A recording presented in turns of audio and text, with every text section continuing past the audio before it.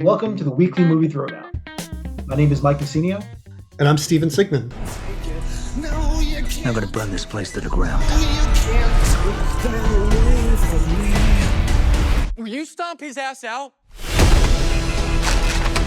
You're telling me one man did this. The only thing you know is he's a beekeeper. A beekeeper? Well, that's not good. Beekeepers is a special program outside the chain of command. I protect the hive. When the system is out of balance, I correct it. We have laws for these things. Until they fail, then you have me. Hello, everyone, and welcome to the weekly movie throwdown. This is our first episode, so we're going to explain to you real quick how this is going to go. So we take a theme for the month, and we're going to look at one movie a week that fits into that theme. We're going to talk about it, chop it up, figure out what's good, bad, our thoughts, give you some useless information about it, and figure out how we feel about all these movies. Yeah, we're starting off with a bang. This week, the Beekeeper comes out in theaters, possibly the best film in the Dumpuary season this year. So we thought it was a good way for us to look at the film history of Jason Statham, action star, former male model, former diver, and it's going to be fun. He has a really interesting filmography, and The Beekeeper is the latest in that filmography, and it's quite a film. It's something to watch for sure. But we thought Statham would be great because he's just kind of the quintessential action star, and he has been for a long time. And something that we're going to get into is his versatility, which might be questionable, but he does take one can have so much versatility within making one movie. One type of movie is impressive, but in truth, I mean, if you look at his work, he's done a lot of movies. And the thing that I think is most fascinating about Statham is that he has somehow been able to have a throwback action movie career. This would not seem out of place in the 80s, peak action movie time. And he has been able to sustain this for almost 20 years now, whereas many other people have just not been able to hold on to this career. Like the idea of the old school action star has just gone away. But he has found a through line and been able to, my feeling, match a very similar arc to your Bruce Willis, Stallone, Schwarzenegger, kind of that peak action movie where he's above the title and you know exactly what you're going to get when you go see it. And he gives it to you every time. Yeah, and he's interesting because he is that quintessential action star, and maybe it's different because there's a world of streaming now, but he is kind of like a box office action star, whereas a lot of these guys, I think, are on these straight-to-video films, and I haven't seen him really go that route yet. Maybe, he's only like in his mid-50s, so maybe when that starts to slow down, we're going to see him in a lot of straight-to-streaming things, but as it is, he still just kind of draws at the box office. And essentially, even though I said he's versatile, in the films he's in that aren't straight ahead action, he's still himself. So the versatility comes in what's around him. But I think he has, just like you said, like that throwback feel to him. And one of the things that's, I think, big about that is not just the action element of it, but he has kind of that charm that you saw in Stallone and Schwarzenegger and Bruce Willis for sure. And so he's kind of just bringing that 80s feel forward. And I'm pretty excited to talk about his films. There were a million to choose from, but I think we picked 5 that actually represent kind of where he is and all the things that he can do. So I'm excited to get into them. Yeah, but first we're going to start with the newest one. So we're going to talk about The Beekeeper. And this is a really interesting movie because it's kind of feels like this is the new era of where Statham is going, where it feels like he's been going for a little while. The gonzo movies of like Crank and the high concept action that he's been doing has been evolving, and we're kind of getting to a more core Statham. Doesn't say much, kind of quiet, just kicks ass and takes names, and goes about his business. But there's not a whole lot of him. There's not a lot of quips. There's not a lot here. He's just a man on a mission, which is very similar to when he did Wrath of Man, even Homefront to a certain extent. Similar in that. So in the past decade, I feel like he's gotten he kind of drilled down into what he does best and what he wants to do, which is just single-minded destruction. And that's what the Beekeeper is. I'll say that even though that is his path, he's almost like Terminator-esque in a lot of the films. Where I find him most enjoyable is when he's kind of with an ensemble, or like a two-hander, like Hobbs and Shaw, and particularly when he's bringing a little bit of comedy to it. I really enjoy The Beekeeper. Is it a good movie? I don't know, but its tone, at least the tone for him, we could talk about some of the tone issues it has later, but his tone in it is very like linear and straightforward, and he does that so well. But for me, I love it when he's a little cheeky and when, there are people for him to play off of, because that means there's not just this singular vision and Terminator style of story going on. So this was kind of a return to that for him after doing things like The Expendables and Fast X and the Fast and Furious stuff. And yeah, it was an okay movie. I'm excited to talk about him and his place in it. This is my brief recap of Beekeeper. He is a beekeeper who's working on and he is an actual beekeeper. Let's be clear about this. And he has rented a place from a elderly lady who's very nice, who he repeatedly says is the only person that ever took care of him. We don't really see any evidence of that other than her offering him dinner, but we're going to go with that apparently she was very good to him, that he liked her. She gets scammed by some comically villainous people who use a phone scam to tap into her internet and get to her bank accounts and steal all her money. And after she takes her own life because of this, in the span of like 5 seconds, he walks in, finds this, and decides that everyone who did this to her needs to die. And he goes on a single man rampage of following this all the way to the top as far as it can go. And it leads to a pretty interesting place. I don't think I'll tell you exactly how this plays out because it's fairly new. I don't want to spoil it for you, but we'll just say it goes all the way to the top. But he will not stop until he gets there. And I'll give you one part. I'll give you the what I think should be the tagline if this was an 80s movie, and it will give you all you need to know. Someone tells him that when he's about to kill someone, that we have laws for these things. And his response is, you have laws for these things until they fail. Then you have me. That's the whole movie in a nutshell. Yeah, and so he was in some sort of government organization called the Beekeepers, which even the government doesn't know about. His role in this shadowy government organization was to just keep order when things get out of whack. And one of the notes I wrote is, this is just John Wick with like a B-line story in it. And not like bee buzzing, but like a secondary story with the FBI agent. Because it's essentially the same thing, right? It's like the enemy Kingpin's kid does something to this guy and he goes on a revenge rampage and burns it all down. So you're right. The part about the inept kid is very John Wick. So I was going to wait to kind of get into the filmmakers and all of this, but this is a good part to mention. The guy that wrote this screenplay, his name is Kurt Wimmer. When you look back at some of the stuff that he worked on, he did a lot of remakes. So he was involved in quite a few remakes. Like he was involved in the screenplay for the Thomas Crown Affair, which is obviously a remake of the Steve McQueen movie from the 70s. He wrote good film though.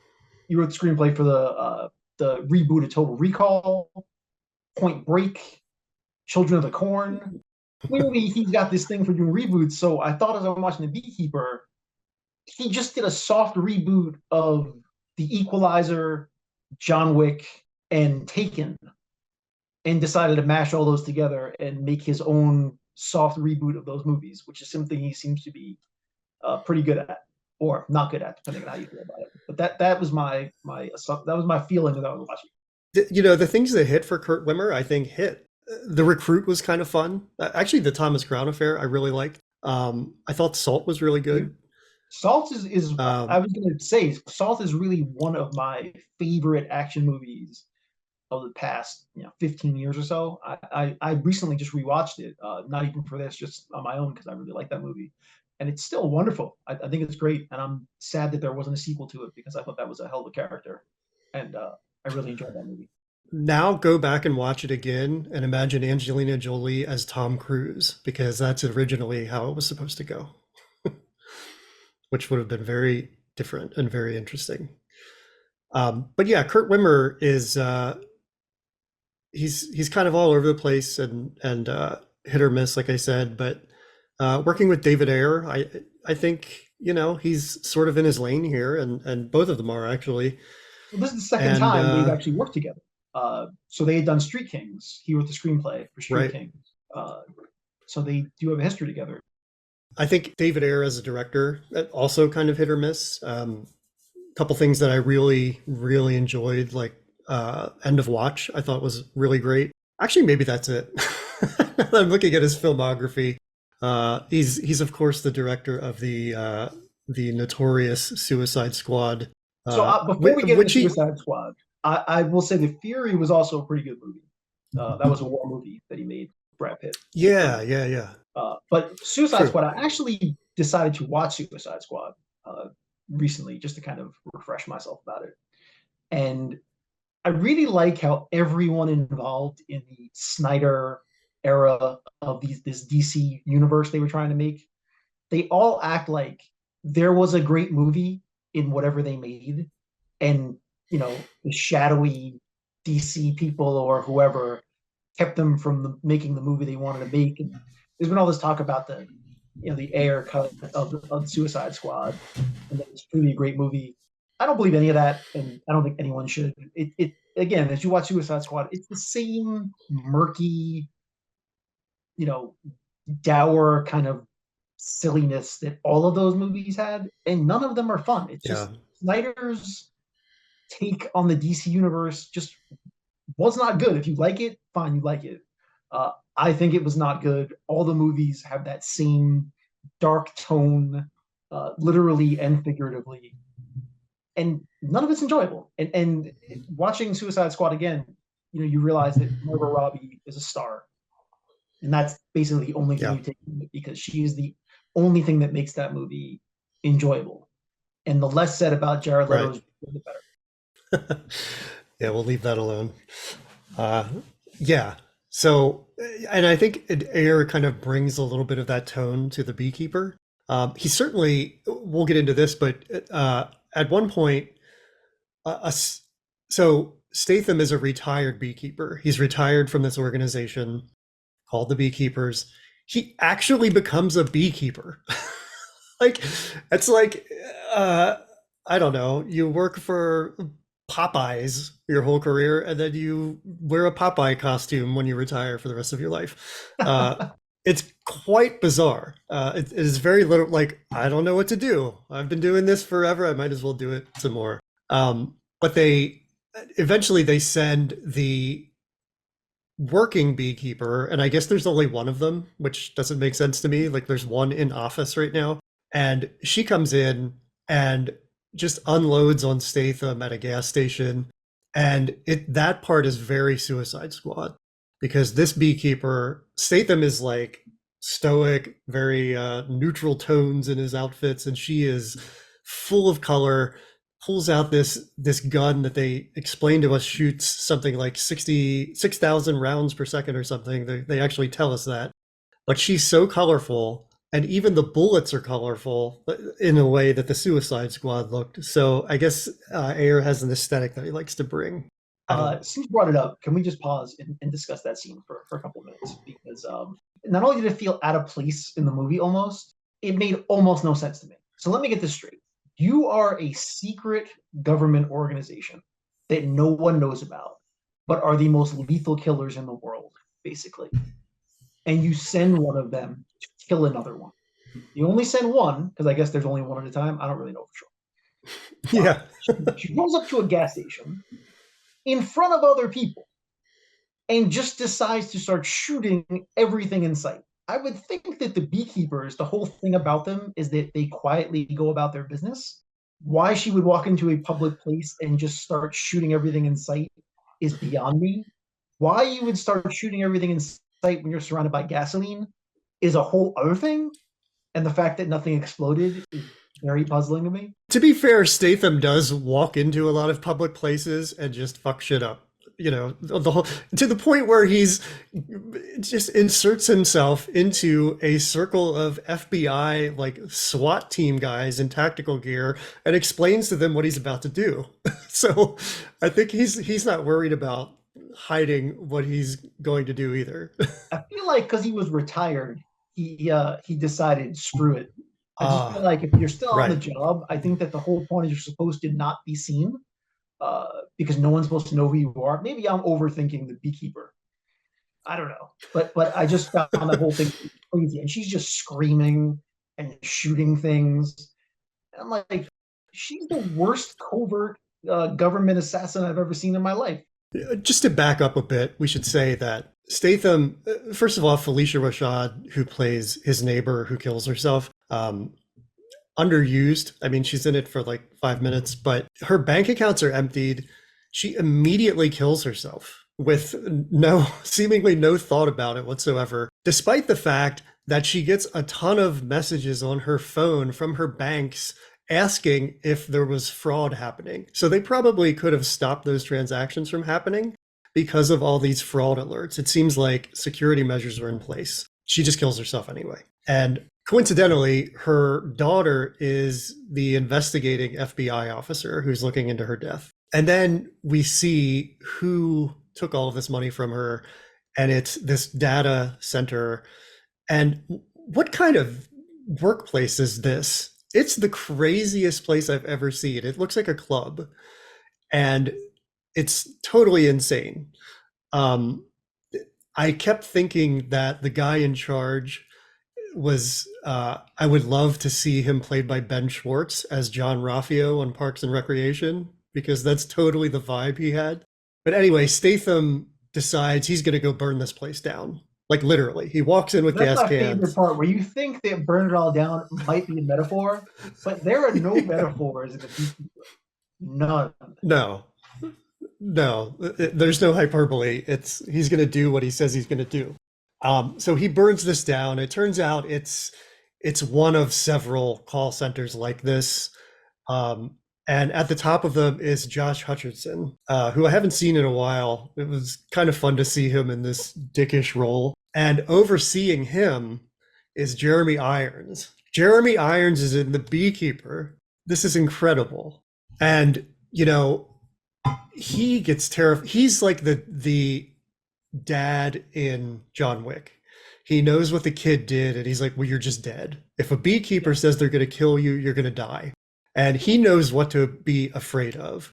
So he was the former director of the CIA, I think, which means he has access to SEAL Team 6 and Army Rangers and Green Berets or whatever. So they protect him poorly.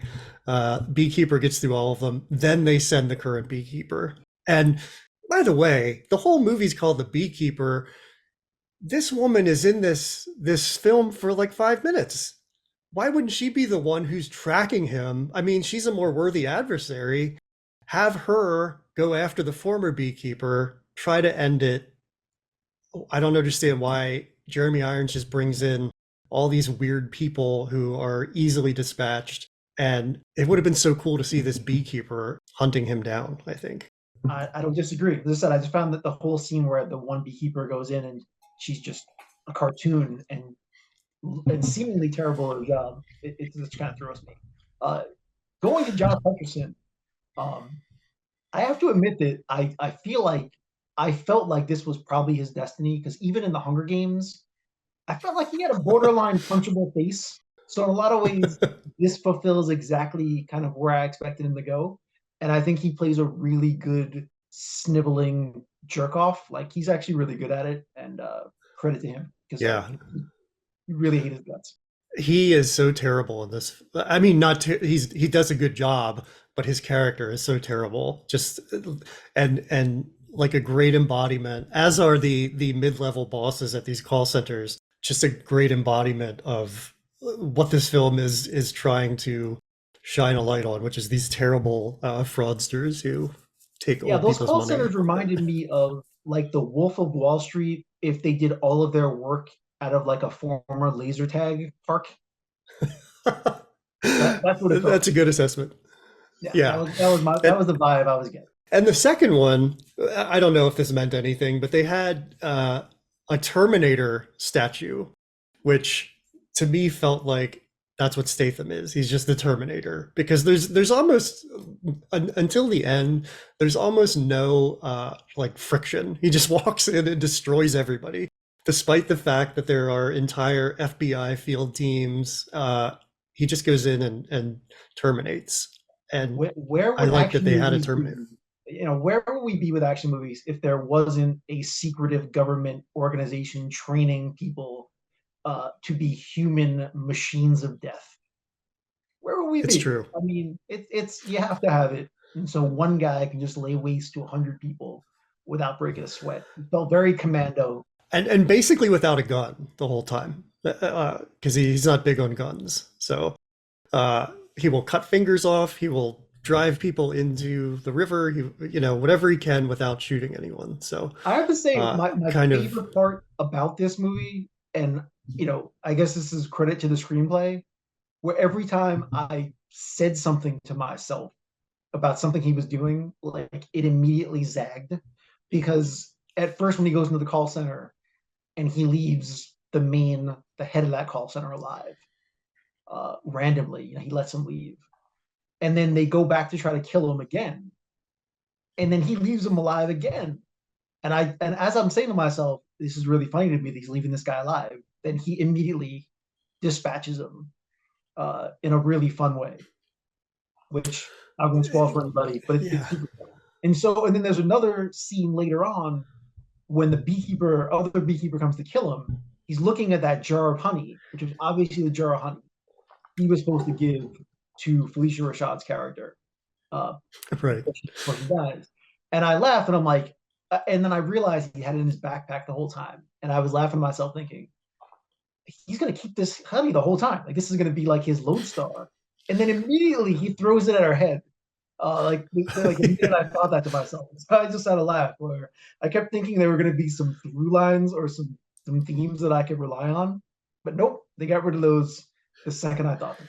Well, that's interesting, because the through line that is established at the beginning is that Felicia Rashad's daughter, who's played by Emily Raver Lampman, is torn up, obviously, over her mother dying, but that kind of falls by the wayside very quickly. Like, she has a day of grieving and then she's back at the job, and it's not really brought up anymore, which I thought was interesting. I mean, I don't know what I was looking for there, but it felt like very quick that she got over the death of her mother and was back on business.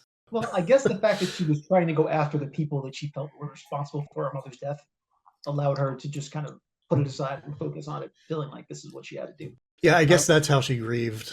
Also, Minnie Driver is in this film for 2 scenes, clearly on set for a day. Yeah. Yeah. I don't know why. There's very little there for her to do. She answers a phone twice and then she's out.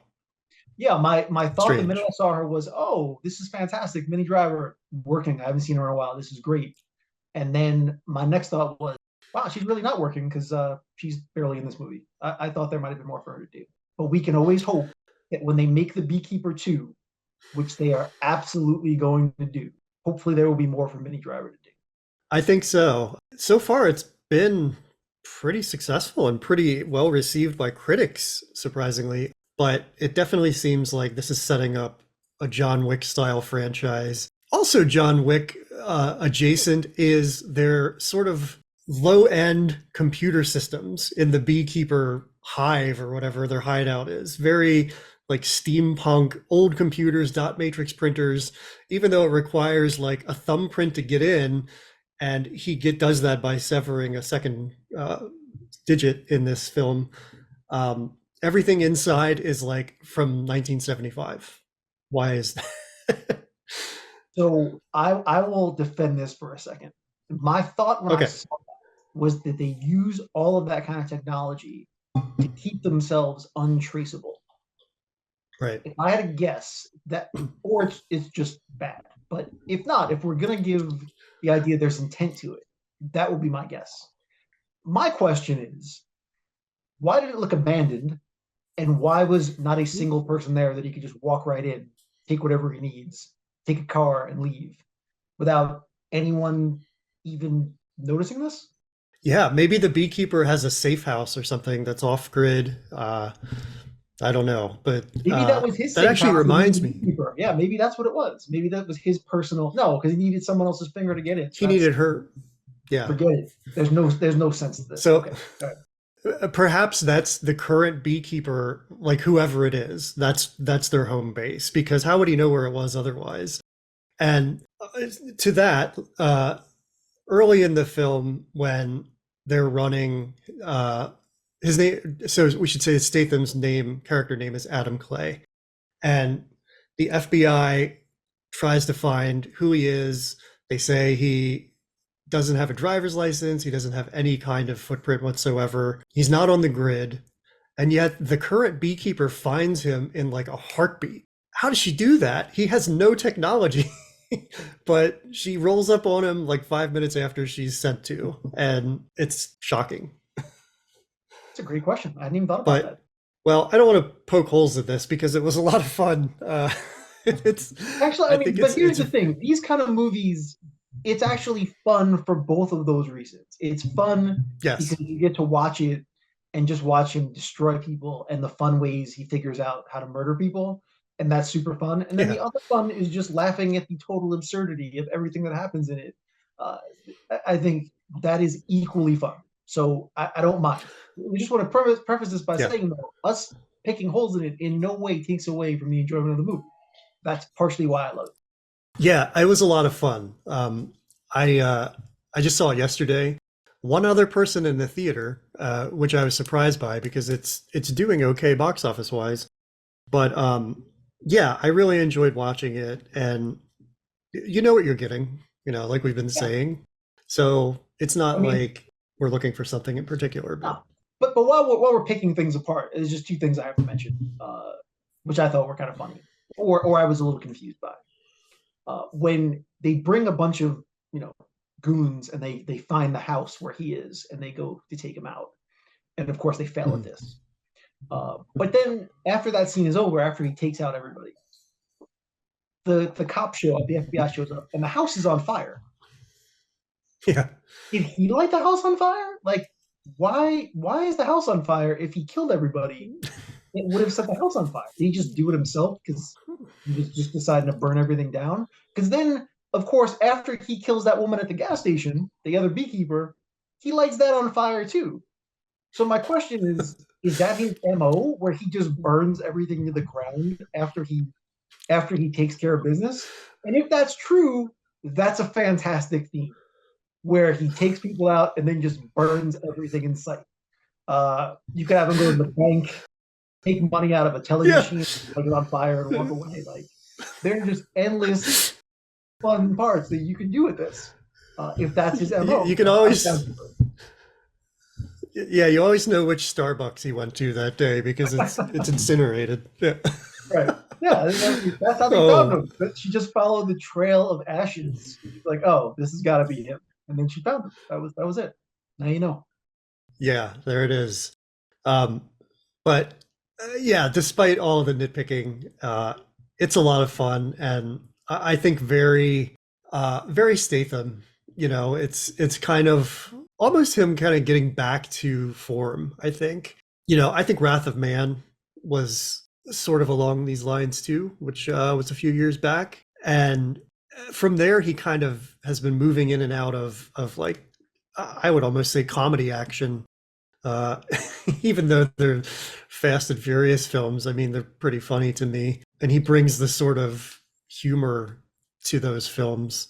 Not so much in this. He's just very dry and straightforward. But I I think it's a great representation of him being able to do two different things. Yeah, my feeling is I'd forgotten that the one of the last things he did was, well, he did Fast X, but he also did Operation Fortune, which was another Guy Ritchie movie that he worked on. Yeah. And that movie was god awful. Like I was very much looking forward to that movie. I like Guy Ritchie and I like them together. And that movie was hot garbage. And I think that was him trying a little too much to be something else and realizing he reached the limits of like what he could do there. And so maybe the Beekeeper is just a reset of him getting back to what he does best. So Yeah, that kind of felt like Guy Ritchie overreaching a little bit more into comedy action instead of action comedy. I mean, Snatch has fantastic comedic elements to it, and it's a lot of action, but Operation Fortune was more comedy than action, and I think that yeah, probably didn't work very again, well. the lesson is Um, if you're going to do a movie that's more comedy than action, make sure that you cast people that are actually funny. That would be helpful. yeah. So, well, you know, we'll see what comes next. But also, he was in The Expendables, which I think is almost like a baton passing to a new action star, or almost bringing him into like the club of these 80s guys. I think that's an interesting franchise. We're not going to talk about it on any of the episodes this month, but I think it's worth spending a little time on because it's just such an interesting thing that he's in this, like kind of the people he followed, they're all coming together. Maybe the way Bruce Willis did in the 80s, actually, with Schwarzenegger and Stallone. But yeah, and I know that Stallone has a lot of pull with Statham. Yeah, so now you're getting into my wheelhouse because I'm very Yeah. much interested in the Stallone Statham relationship because as I said, I do think that Stallone has informed a lot of Statham's career, like post 2010. Brought him into the Mhm. Expendables, kind of almost made him his surrogate. The movie he made in Homefront in 2014 that Stallone wrote was originally supposed to be like a Rambo sequel. That was the original thought. Yeah, yeah. Wow. And then and I guess Stallone shelved that idea and then decided that he was possibly too old to do it or didn't want to do it, and kind of gave it to Statham. And I mean, and what we know about Stallone being an obsessive and kind of a control freak, the fact that he would give away the script to Statham, to me, is almost a bestowing on Statham, uh, saying that he's kind of his guy now. And he, put him in the first Expendables. And the idea, I think, was always for Statham to kind of take over the franchise as they went on, which is what they tried to do in the last movie, where Stallone was barely in it. It was really Statham kind of running the team or running the show. The fact that that movie was a giant failure doesn't speak well to it continuing with Statham, but you can see that's clearly where things were going.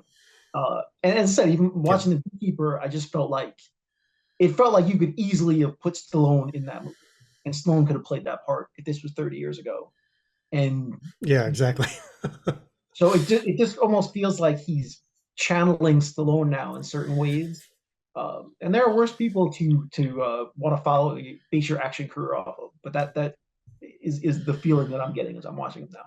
Well, that's why I think he's sort of the next in line for that 80s action crown, because he is very similar to them. I think he's a little drier than Stallone and Schwarzenegger, but he still has that charm and that comedy side to him, which I think you need for a successful action film, especially in the 80s. So I think he's bringing that aesthetic back, and it's cool to see Stallone sort of helping him along. Not that he needs it, but nice to see them working together, sort of generations, like helping one I hate another to out. say It's it, pretty this is cool. not an insult to Statham, but I get more of a Steven Seagal vibe from him lately, especially in Beekeeper.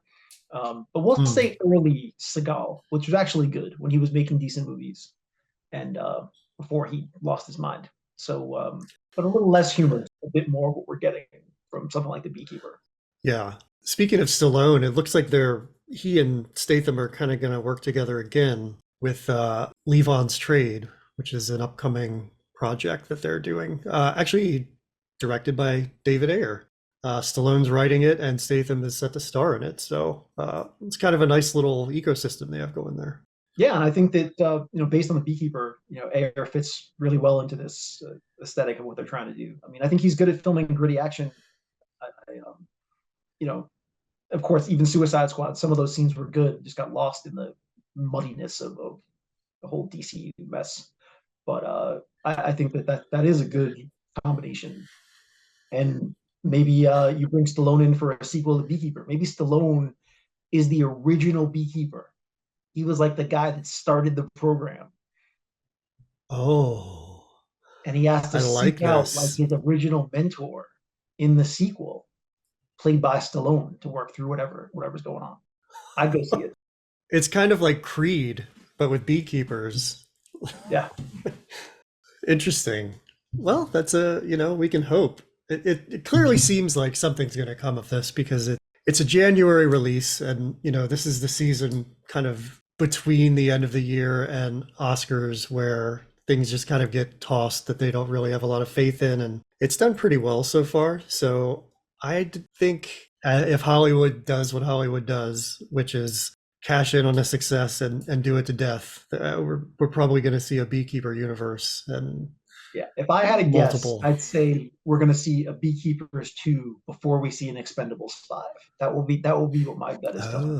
Could be. Maybe this is the new Expendables. Maybe every Expendable was a Beekeeper at some point. You could easily do that. I was going to say, what if the original Beekeeper was Rambo? I mean, anything's possible. Do anything you want. We might be writing a new film here. Yeah, Rambo 6 or 7 or whatever. Yeah, but ultimately this is a great Statham vehicle, and serious Statham, very little humor in it, and it's great. I mean, is it a good movie? I don't know, but is it a fun movie? Absolutely. Movie to watch at like 10 o'clock at night on your couch when you want to just watch something that's a decent action movie. I totally sign on for that. It feels very akin to things like Taken or like Liam Neeson. Liam Neeson could be the original Beekeeper. Maybe, I don't know, but it almost feels like a streaming film, but did surprisingly well at the box office so far. So, but again, it's January when we're recording this, and I don't know what competition it has other than Mean Girls, but well, that's why it's good programming, because the truth is that there's always a segment of people, and I think that we're included in those people, that are always going to want a halfway decent action movie. And if it's done halfway good, we're going to go see it, and that's who this is for. Don't expect Shakespeare, just expect some ass kicking, and you're going to enjoy it. Yeah, it's a lot of fun for what it is, and think about this for a second. Doing the theme on Statham. I mean, Statham now is potentially involved in, 3, possibly 4 franchises. So if you still include the Expendables, which is teetering and kind of on life support, but the Fast and the Furious, which can go on forever, and even spin off Hobbs and Shaw, they can keep doing that if they wanted to. This Beekeeper thing is going to have legs, and they could keep making movies about the Meg, I'm sure, which I was going to say, yeah. I really enjoy seeing movies about giant sharks. So, quietly, Statham is just like latched on, and I will pause now and say, is that part of the advice that Stallone gave him? Just try to get yourself attached to something that will have continual movies that people will go see. Stallone really invented, the franchise. The solo star franchise, if you think about it. So maybe that's part of the advice he gave. Who knows? Yeah, and for his career, Statham has pretty much been doing that. Aside from the 3 you mentioned, the Transporter, there are 3 of those. Crank there's talk of a 3rd Crank film.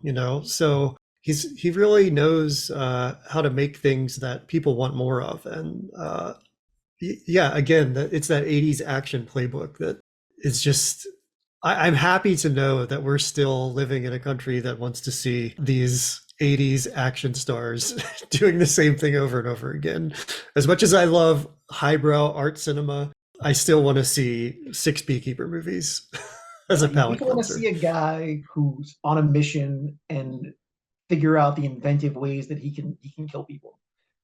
And there were a couple of good ones in this, and I'd say that is what Kurt Wimmer seems to specialize in, if you think about it, because one of the best things in Salt was there were a couple of really inventive ways that people were killed in that too, especially at the end with the chain when she jumps, with the handcuffs when she jumps off the side of the staircase and snaps that guy's neck. Yeah. I was super impressed with that scene. There are some really, really inventive things in the Beekeeper, like there's a bandsaw, which it's great because when he knows this team is coming to get him at the farm, he goes into the garage or the barn where he lives, which has endless tools and power equipment, and he turns all of it on, anticipating how he's going to take out this team with like saws and drills, and it's pretty great to see that forethought. But then there's another scene with an elevator, which is very inventive and pretty gruesome, but also a lot of fun. People So getting that cut reminds in me of the half. other thing that I wanted to talk about with this movie as I was watching the elevator scene when he goes into that building, all of that. He's wearing this blue trucker hat, which he seems to wear throughout most of the movie. And A little big.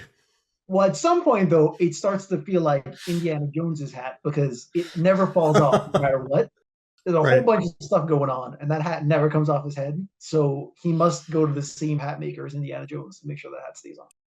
Well, maybe that's the Beekeeper trademark. We'll find out in the subsequent films, I guess. But there are a lot of fun things like that in this. Interesting kills, great hat, and it's just something that you should probably check out. Maybe wait until it's on streaming, which you'll probably have to do because it's not. Even though it came out last week, it doesn't have much of a theatrical presence anymore, which is interesting since there isn't too much out there. I actually had a hard time finding it, not finding it, but finding an early screening of it. It's all pushed to the late night times where things go before they go away. So it was interesting. And it's only a week old with nothing else out. Yeah, So- I really don't understand the whole release schedule anymore about movies. I know they're finally trying to get away from releasing everything on streaming out of the gate, which is a good thing, but it's almost like they've forgotten how to put movies out in the movie theaters. I don't know what's going on there. Yeah, and when we talk about the box office, I mean, I couldn't find a budget for this, although I did see something that suggested $40 million. But its opening weekend, it made almost $19 million, which for a January film is pretty good. It came in second behind Mean Girls, which made 33 million. But I think that's a pretty good showing for a January film that's sort of niche with what it is. I mean, Well, it's look at not a this way. 4-quadrant film by any means. 19 million is in an opening weekend is already more money than Expendables 4 made the entire run. So Really? yeah, Expendables I think only made like 16 million, if that, 13, something like Wow, that's sort of heartbreaking, but it's also, from what I can understand, not very good. So it makes sense. that. Oh, what? But yeah, other thing, so I right out of the gate. I mean, this movie was released or distributed by Miramax.